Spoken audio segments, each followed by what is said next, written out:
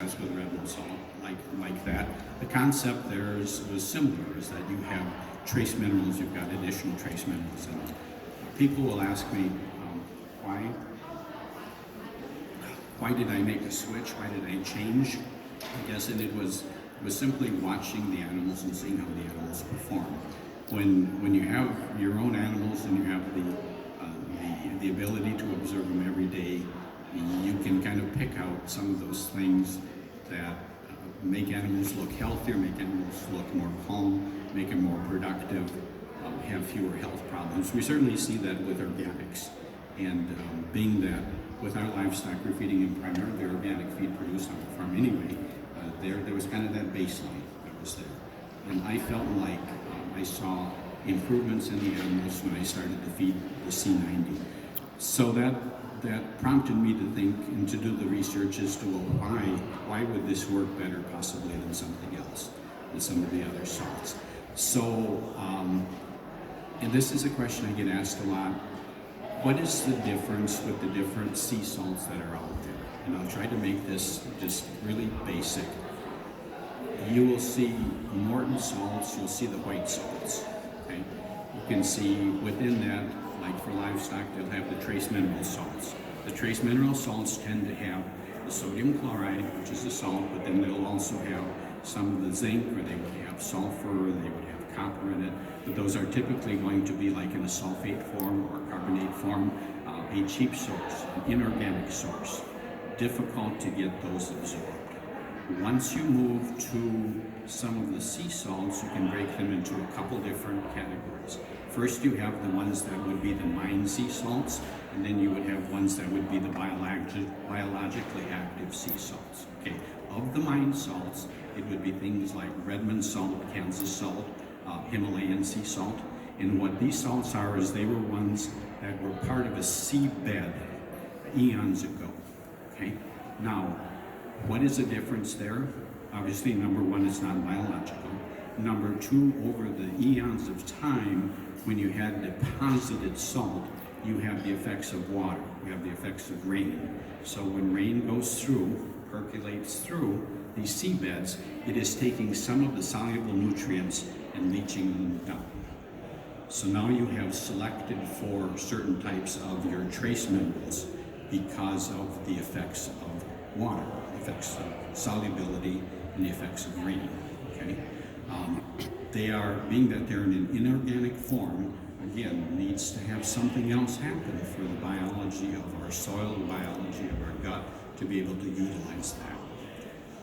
To compare that now to something like the biologically active sea salts, and of those, there's a Celtic one, which comes from the coast of France. There is obviously the Sea-90 that we're talking about, and another one that can contribute that way would be kelp. So if you're looking at kelp, kelp is essentially a plant that's grown in the ocean, and kelp pulls up nutrients, puts it in that biological form because it's part of the plant life.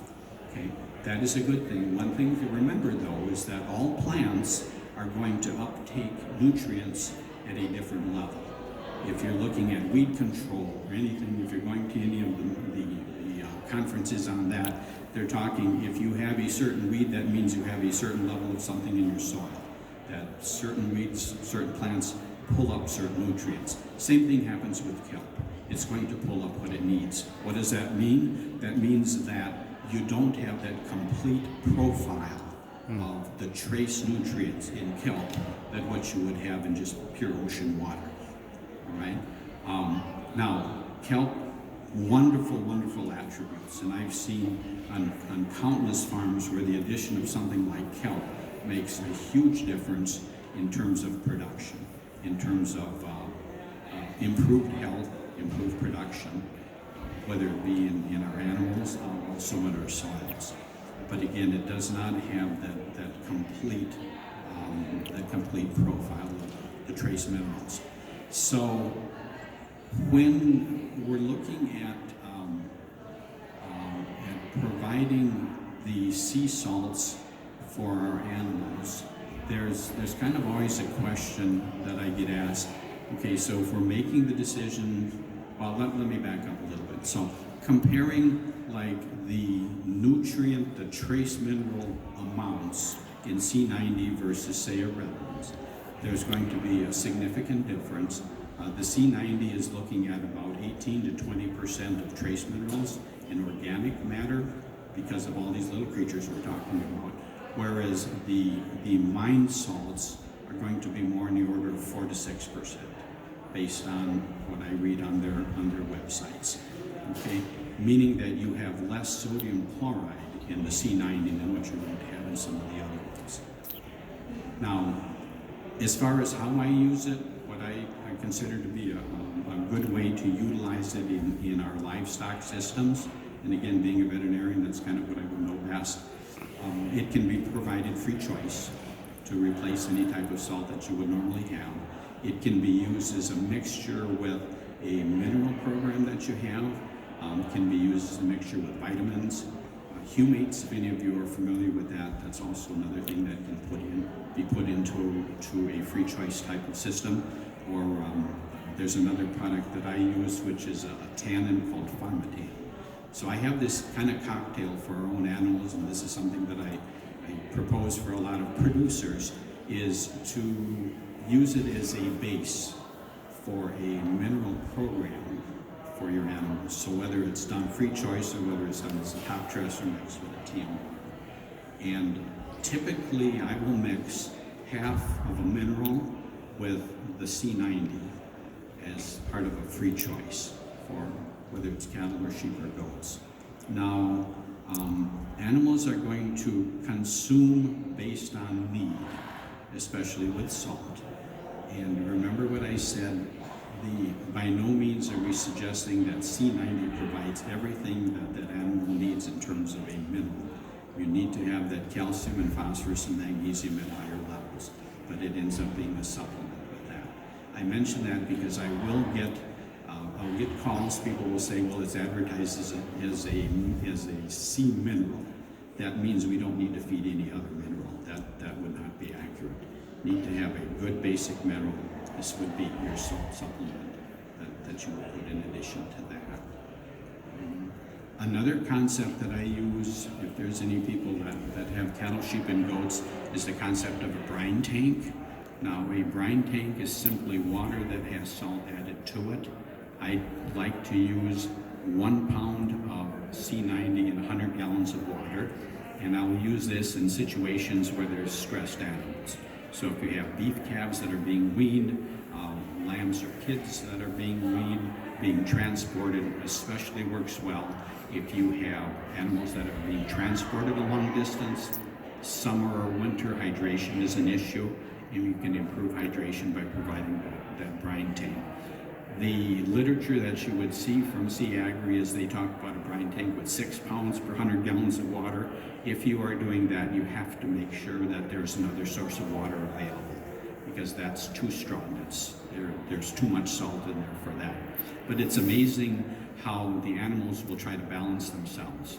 They're dehydrated, they know they need to hydrate better. You have that tank, they're going to go to that tank and they're going to drink out of that brine tank. There's another part of it is animals tend to be flock or herd animals, so if somebody's doing it, the rest want to do it too. So you can have a water with all the water that they want, but you have this tank sitting out there in the middle, and one calf goes over there to drink out of it, and the rest decide, well, we got to go check this out too. So it's kind of fun to watch that behavioral activity take place. Okay, we're getting close to 10 o'clock. I'll allow for questions, but one thing that I hear of over and over is that how do we get a hold of Sea-90 if we want to have it? And the company has expanded very quickly, and the dealer network, in my opinion, hasn't expanded as quickly as what it could. So there are areas where it's a little bit more difficult to pick up or to find product close by. More and more mills, more and more feed stores are starting to carry it. Can always call or email the company and see if there are dealers closer. There's also a dealer locator located online on the Sea Agri website. That one does not cover all the dealers that are around. So My information would be available. You can call us, you can call Reed, you can call the company to try to find out where you can source the product. Questions? Other questions?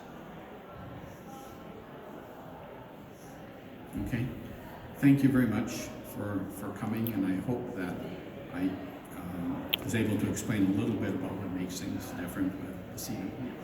There's also one made for human consumption. Oh, yes, okay. Yeah, thanks for bringing that up. The division of Sea-Agri that is for humans is called Baja Gold.